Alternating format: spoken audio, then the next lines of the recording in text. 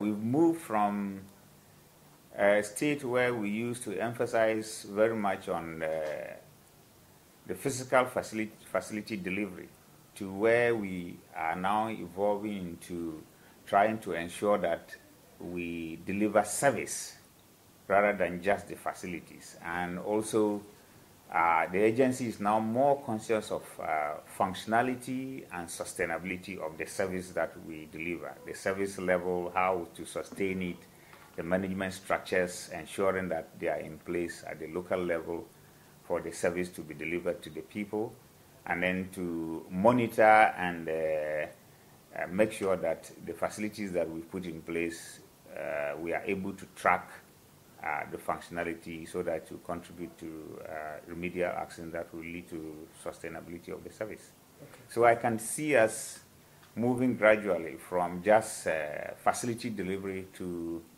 a combination of the two and ensuring that service is actually given to the people. What do you see to be the importance of having a national body like CWSA working on rural water supply in Ghana? The importance tied to that arrangement is that it offers Ghana the opportunity to have a collection of professionals that will facilitate the delivery of water and sanitation services to the rural communities through the district assemblies. The agencies serve as a backstop for the district assemblies and the regional offices to ensure that designs, construction, management, operation, and maintenance of water and sanitation facilities are done in a way that will provide a lasting and enduring service to the rural communities. In short, our aim is to ensure that we help provide a sustainable service in these two areas. And in providing this kind of service in the sector, have you identified any capacity gaps at the district and at the regional level?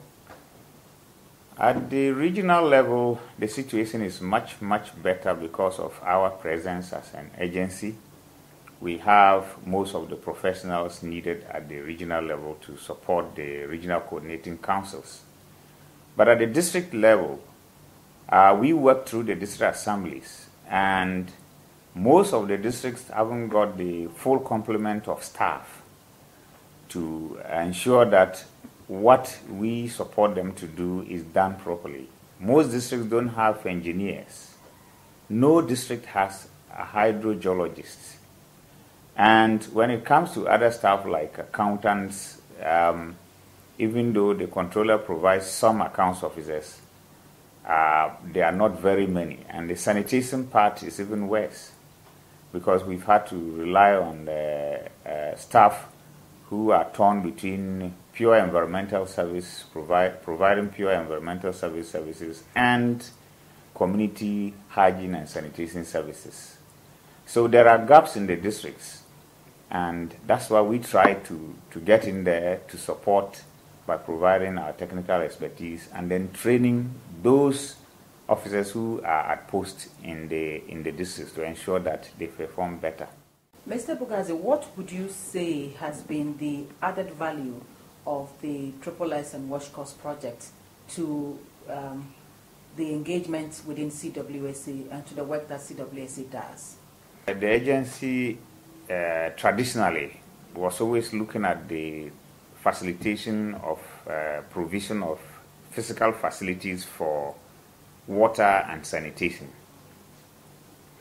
We were conscious of the other aspects of the service delivery, but we were not too much bothered about that.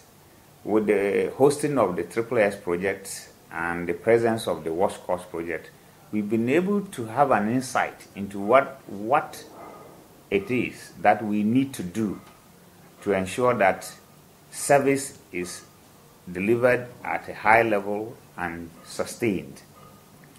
Especially with the SSS and the pilots we've done in the 3 districts, information has come up that has given us and other stakeholders an insight into what is happening when you concentrate on physical facility delivery as against looking holistically at the service delivery. That has given us much more support, and I will say it has added value to our activities as an agency. To roll out our DIMES with the support of SSS, and in the process we have worked with SSS to fine-tune indicators and criteria and how to measure functionality and sustainability. WashCost has provided a lot of information and insight. So from now on, when we design facilities, the physical facilities, we're going to be mindful of the total cost of putting in place the facility and keeping it going.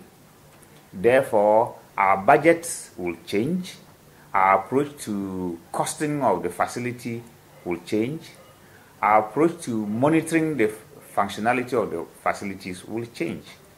And information will be available for all stakeholders, the district assemblies, the national level, we ourselves at CWSA. And we think that with time, this will further enhance our ability to work now as a regulator more than a facilitator for delivery of physical facilities. In terms of your outlook for the future, 5 years down the line, what picture do you envisage will be the picture of CWSA as an agency for rural water supply in Ghana? I'll see CWSA more as a regulator now than an implementer of projects. And then I can see through our support to the District Assembly, I can see a picture where anywhere in Ghana you can click a button on your computer and you can see the systems that are in the district, those that are working, those that are not working. And you can access information from the database to know why some of them are not functioning and therefore be able to take remedial measures. So I can see a situation where functionality will improve. And the coverage that we have today will go up because many more of our systems will be delivering service at a higher level than they have been because of the dynamic monitoring system we are putting in place thanks to SSS and WashCost. And I hope that vision comes to reality.